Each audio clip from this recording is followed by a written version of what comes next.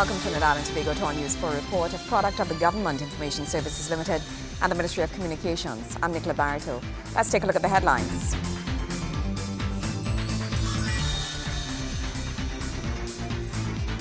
Monkeytown Government Primary School opens. FINA World Junior Swimming Championship medalist returns home. And in our budget review feature, we look at the fiscal year in the Ministry of Works and Infrastructure. Thank you for joining us.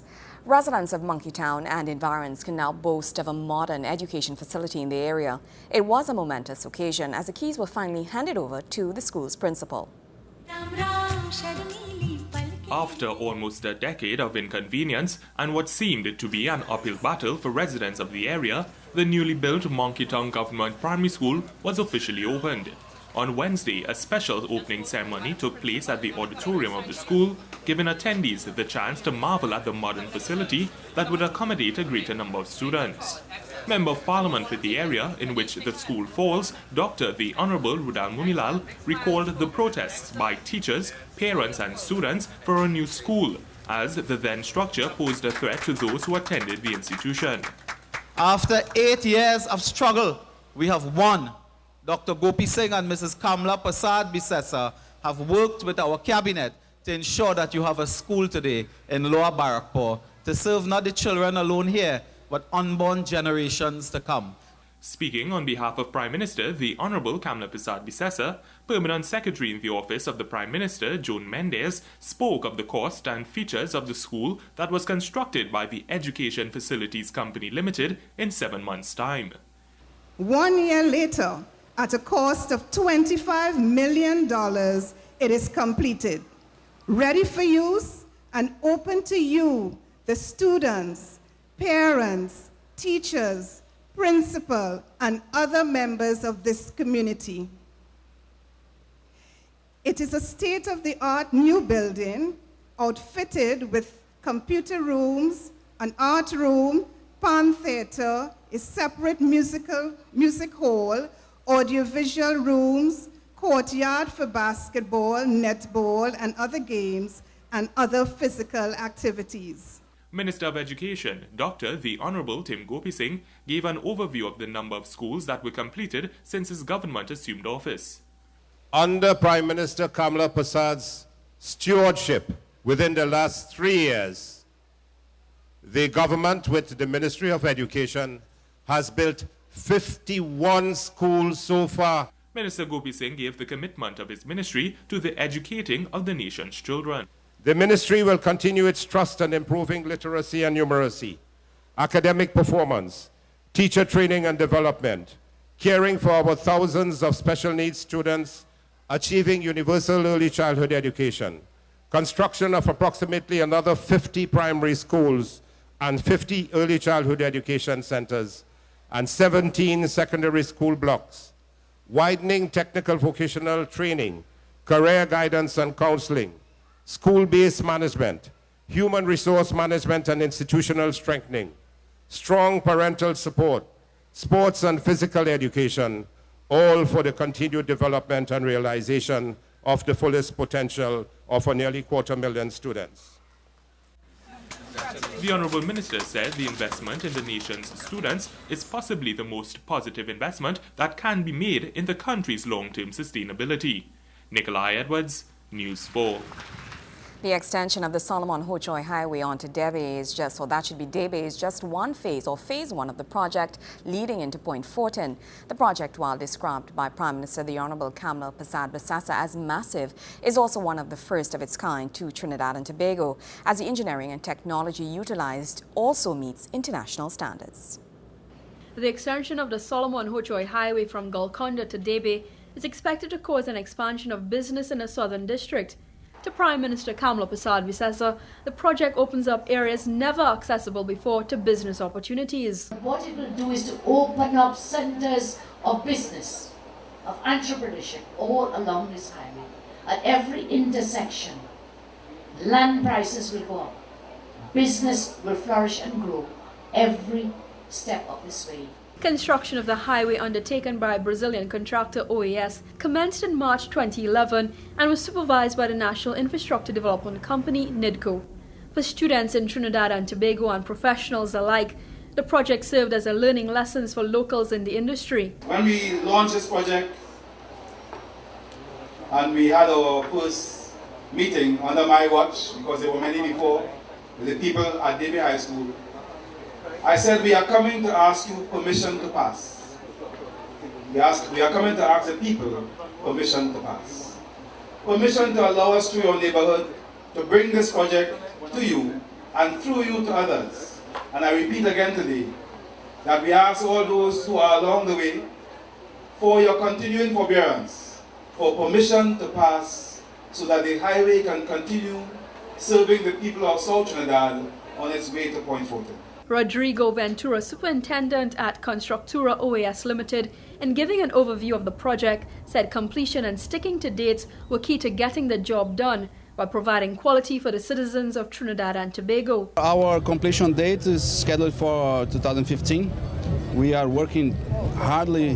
We are working 7 days a week to achieve this goal. While this segment is just one of 10 segments along the highway, this section consists of 4 kilometers of roadway.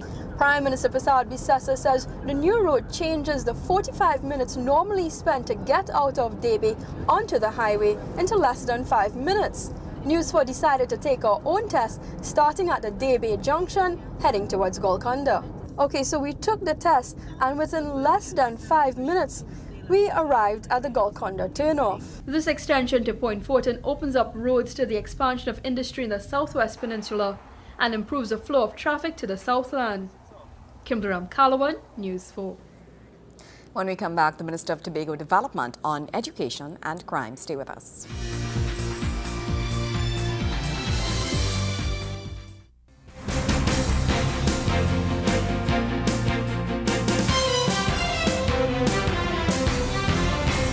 As the anticipation builds for the presentation of the 2013-2014 fiscal package, we continue to analyze and review the promises and commitments made by the government in the 2012-2013 fiscal package.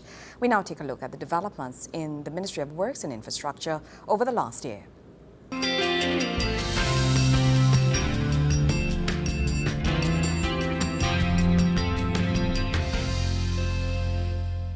Through the 2012-2013 budget presentation, the government identified the expediting of public infrastructure as the first initiative to stimulate growth and create new jobs in fiscal 2013. In this regard, the government played a significant role by devoting $7.5 billion or 4.5% of GDP to the public sector investment program as part of a 12-year trajectory looking ahead to 2025 as the land use policy, physical development plan and growth pole strategy are rolled out. The program comprised a number of new and ongoing projects, including those identified by the THA for Tobago, the road and drainage programs, construction of and improvement works for the fire services, the development of lands at Caroni and Orange Grove, the construction of health facilities, the continuing development of port facilities, the Debe campus of the University of the West Indies, and the construction of 18 police stations.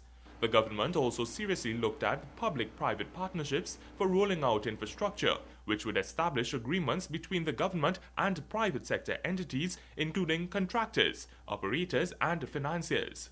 Minister Hawaii said the private partners would undertake a number of activities associated with public procurement to design, build, finance, operate, and maintain the capital asset to the specifications established by the government. He outlined some of the projects that would utilize the PPP modality, which were reviewed by an internationally based consultant. For the Ministry of Works and Infrastructure, a number of projects aimed at opening the economic space of Trinidad and Tobago, with, among others, the extension of the Churchill-Roosevelt Highway from Comuto to Sangre Grande, which will be phase 1.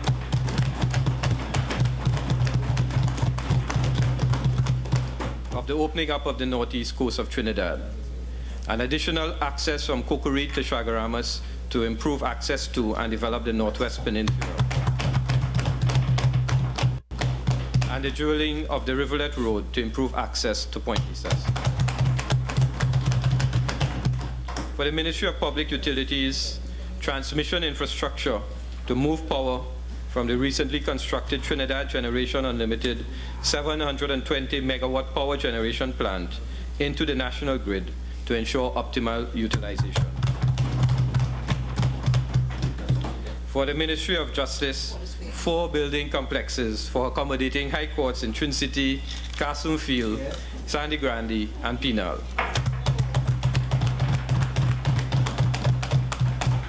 For the Ministry of Tertiary Education and Skills Training, the construction of a COSTAD campus in Chaguanas,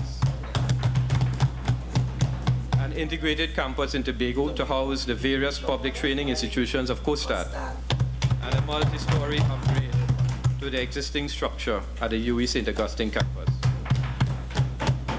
For the Ministry of Transport, air concessionaires for the Piarco International Airport in Trinidad and the A&R Robinson International Airport in Tobago, which would seek to improve passenger and cargo handling, in particular for the reinvigorated tourism thrust in Tobago. An open ship registry, which will enhance the country's location as a premier port hub and international shipping center. And the elaborate port, which would enable access and docking for newer generation cargo and cruise ships. Recently, 2 PPP pilot projects were launched for the Ministry of Education and the Ministry of Health at the Ministry of Finance and the Economy with the Inter-American Development Bank.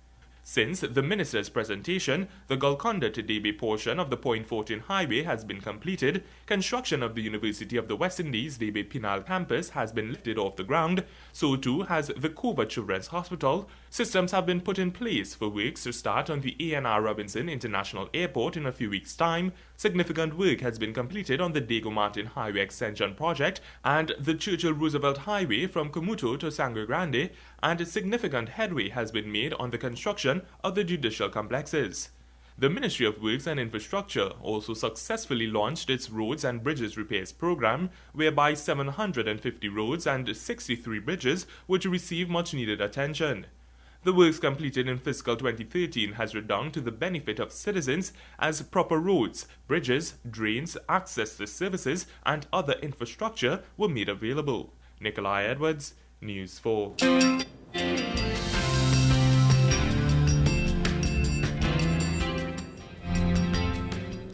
News coming out of Tobago. Minister Baker said with the issue of crime being on the front burner and in both Trinidad and Tobago, he believes that the solution lies within the education platforms. The issue with crime in this country can be traced to underperformance at the level of the primary schools, secondary schools, and tertiary schools. If we can fundamentally reverse underachievement from our young charges, then we may be able to adequately treat with crime on a general platform. Speaking to the media whilst addressing union issues and concerns, the minister said, as Tobagonians, we need to work on isolating Tobago from the negative energy that sometimes exudes from our Trinidad counterparts where crime is concerned. He also spoke on the CCTV cameras that are to be fully operational in Tobago. The minister said this would also assist the police in their battle against crime on the island. We also discussed the idea of bringing in at the ports the sniffer dogs to be able to treat with the transshipment of drugs through Tobago. We know that Tobago is uniquely positioned because we do have international flights, because we do have an easy access system to Trinidad for which drugs can be transshipped. He said those concerns are to be treated with speedily to keep Tobago's crime rate down. He continued that there must be a way whereby THA can have more control of the security services on the island. The idea of having a separate Tobago police service or Tobago security service is something that is not unusual in Trinidad and Tobago, because you do have municipal police services within Trinidad. The idea is that the law does not recognize Tobago as a municipality, and therefore what administrative and legal arrangements can be put in place so that the Assembly has some control over the security needs of the island needs to be looked at critically. Minister Baker noted that discussions of this nature would have transpired in the presence of the Chief Secretary of the THA at a tourism meeting in Tobago recently. He again committed his ministry to working with the THA for the further development of Tobago and in treating with issues that plague the island. In other news, persons with disabilities now have a new champion as one local organization has stepped up to the plate to bring awareness to this issue. Love and transformation is at the heart of a new non-governmental organization which is poised to make significant contributions to the people of Trinidad and Tobago. Cause and Effect, which was launched in May, is a non-profit, cause-related media and marketing company that exists to create content in multiple formats and media to sensitize, educate, and transform the nation's understanding of disabilities. On Sunday, the organization held a relay run from Canupia to Port of Spain, which began at 5:30 a.m., attracting a large turnout of marathon runners and supporters. Once at the Queen's Park Savannah, participants engaged in a further 2K walk around the savannah. The aim of the event was to raise awareness and funds for cause and effect awareness campaigns, which are expected to impress upon citizens the need to create a better world for all. Speaking to News 4, founder and director Francis Eskai said his organization plans to work with the ministries of Gender, Youth and Child Development, Education, Health, Labour and Arts and Multiculturalism in the short to medium term. The first main project for Cause and Effect is a feature documentary tentatively titled The Need to Feel Special, which will begin production in 2014. The film critically examines the needs of persons with disabilities in our present environment, why their needs haven't been met from 1962 to the present day, and what we are going to do about it now that we know. For more information on Cause and Effect or to pledge your support, visit the organization's website at www.causeandeffect.co. Nikolai Edwards, News 4. When we come back, junior medalist returns home. Stay with us.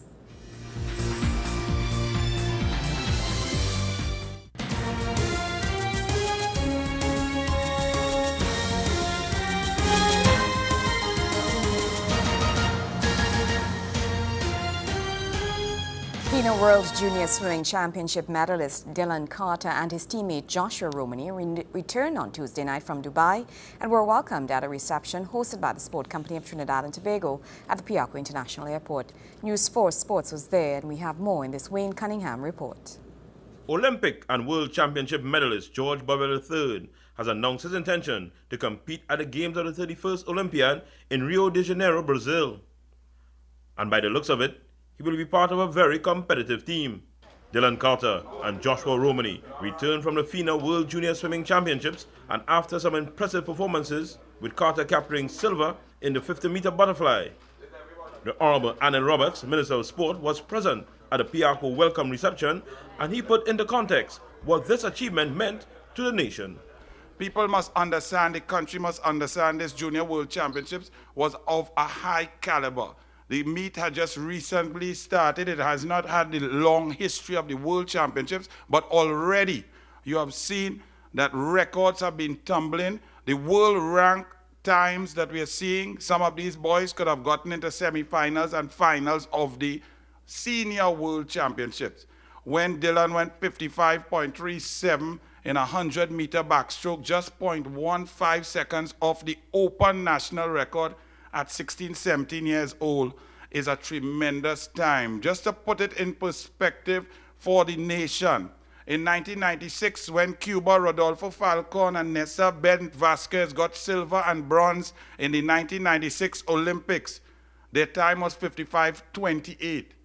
Not in Junior Olympics, not in age group, in Franco-Men Big Senior Olympics, 55.28.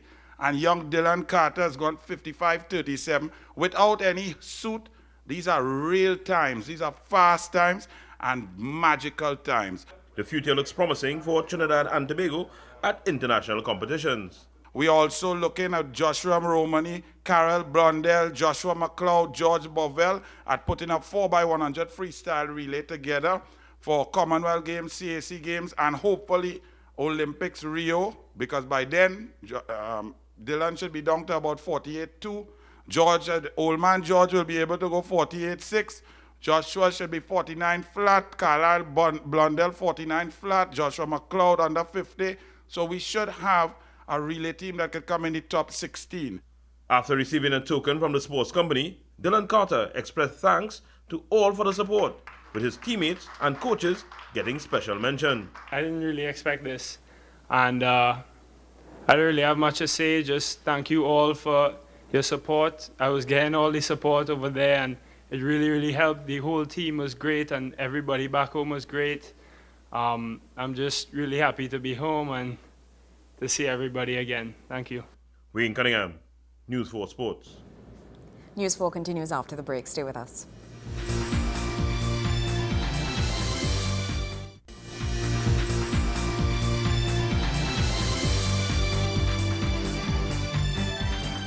In the wake of the nation's 51st anniversary of independence, Member of Parliament for Couva South, the Honourable Rudranath Indar Singh, reminds citizens of the need to practice patriotism year-round.